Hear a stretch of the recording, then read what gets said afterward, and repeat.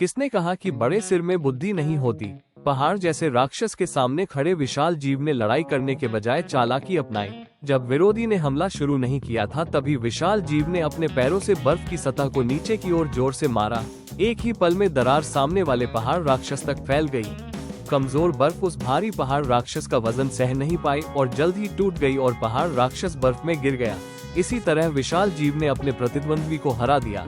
नमस्कार दोस्तों, मैं हूँ कैट वर्ल्ड जो नवीनतम यूरोपीय और अमेरिकी फिल्मों पर नजर रखता है। आज मैं आपको Norwegian science fiction film the mountain monster की कहानी समझाने जा रहा हूँ। जीव विज्ञानी रोलर को एक गुप्त अनुसंधान संस्थान में बुलाया गया। यहाँ वैज्ञानिकों को एक विशाल पहाड़ राक्षस मिला था।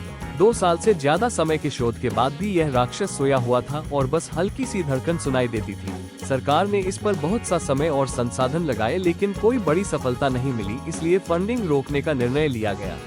मजबूरी में संस्थान ने रोलर को अनुसंधान मार्गदर्शन के लिए बुलाया। रोलर को इसलिए बुलाया गया क्योंकि 3 साल पहले निर्माण कार्य के दौरान गलती से एक सोया हुआ पहाड़ राक्षस बाहर आ गया था जिसने मानव इमारतों को भारी नुकसान पहुंचाया था।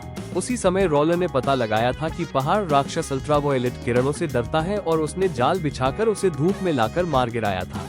इसी वजह से रोलर को इस जीव के बारे में गहरी जानकारी थी। मार्क नामक कर्मचारी ने रोलर को नॉर्वे के राजा सेंट ओलाफ द्वारा 1000 साल पहले बनाई गई पहाड़ राक्षस से जुड़ी एक प्राचीन घोषणा दिखाई, जिसमें लिखा था कि इस भूमि पर पाए जाने वाले पहाड़ राक्षसों को पूरी तरह खत्म करना अनिवार्य है। तब रोलर को पता चला कि पहाड़ राक्षस का प्रकट होना सिर्फ आधुनिक समय तक सीमित नहीं रहा बल्कि यह प्राचीन नॉर्वे के जंगलों में भी मौजूद थे। 1000 साल पहले से ही मनुष्य इन पहाड़ राक्षसों से लड़ता आ रहा है। अब इन राक्षसों को वश में करने के लिए इनके जीव वैज्ञानिक गुणों और आदतों को समझना जरूरी था ताकि इंसान और पहाड़ राक्षस साथ रह सके। रोलर लिफ्ट से पहाड़ राक्षस के सिर तक गया। उसने उसकी त्वचा को छुआ और कान के पास हल्के स्वर में चर्च का भजन गाया। भजन के साथ ही राक्षस की धड़कन बढ़ने लगी। अचानक राक्षस की आंखें खुल गईं। 2 साल की रिसर्च में ये सबसे बड़ा बदलाव था।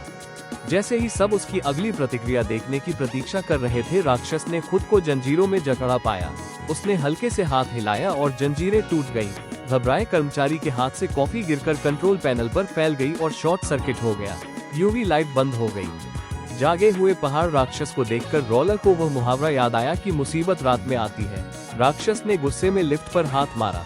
सौभाग्य से लिफ्ट के चारों ओर लगे स्टील नेट ने झटका सह लिया और रोलर घायल नहीं हुआ।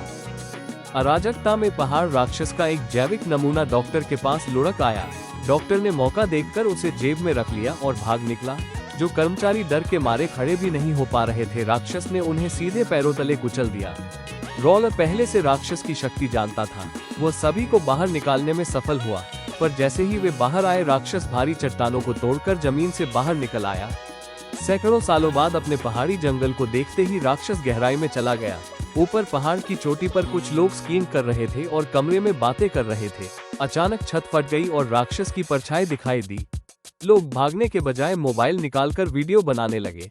कुछ ने लाइव स्ट्रीम शुरू कर दी। राक्षस ने कमरे में मौजूद लोगों को स्वादिष्ट भोजन समझकर पकड़ लिया।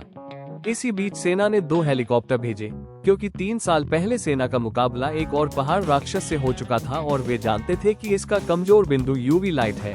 हेलीकॉप्टरों ने यूवी लैंप ऑन किए और राक्षस पर हमला किया। लाइट पड़ते ही राक्षस का फर जलने लगा और त्वचा लाल हो गई। दूसरे चक्कर में राक्षस ने जमीन से पानी उठाकर हेलीकॉप्टर पर फेंक दिया। हेलीकॉप्टर नियंत्रण खो बैठा और गिर गया।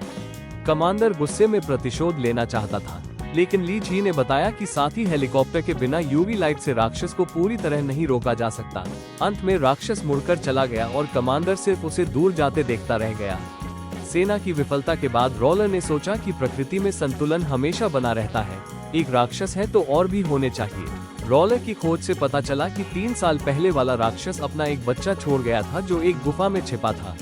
टीम को लेकर रोलर गुफा पहुंचा। जब उसने पत्थर पर हल्की थाप दी तो छोटा पहाड़ राक्षस बाहर आया। कमांडर ने हथियार तान दिया, पर रोलर ने उसका हाथ रोक लिया और राक्षस को छूकर भजन गाया। भजन की धुन सुनते ही छोटा राक्षस शांत हो गया और आज्ञाकारी बन गया।